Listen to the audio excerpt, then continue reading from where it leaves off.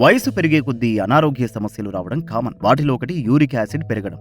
60 ఏళ్లు దాటిన వారిలో ఈ సమస్య ఎక్కువగా వస్తుంది. దీనిని ముందుగానే గుర్తిస్తే ట్రీట్మెంట్ చేయడం ఈజీ అవుతుంది. లేకపోతే ఇది తీవ్ర ఆరోగ్య సమస్యలకి కారణమవుతుంది. హైపర్ యూరిసెమియా అంటే ఏంటి?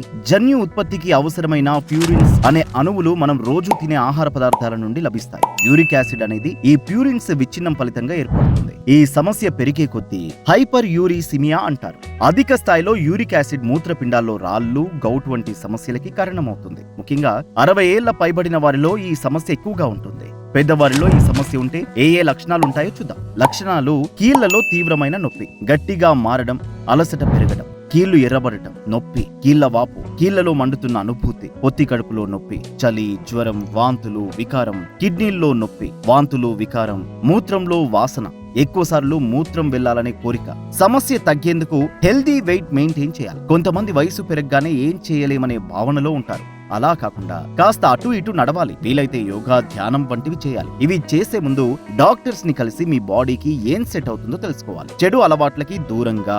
నేడు చాలా సమస్యలకి కారణం చెడు అలవాటు. అందుకే వాటిని తగ్గించాలి. మందు తాగడం, సిగరెట్ తాగడాన్ని తగ్గించాలి. జంక్ ఫుడ్ ని దూరం చేయాలి. ఇవన్నీ చేయడం వల్ల యూరిక్ యాసిడ్ తో పాటు చాలా సమస్యలు దూరం అవుతాయి.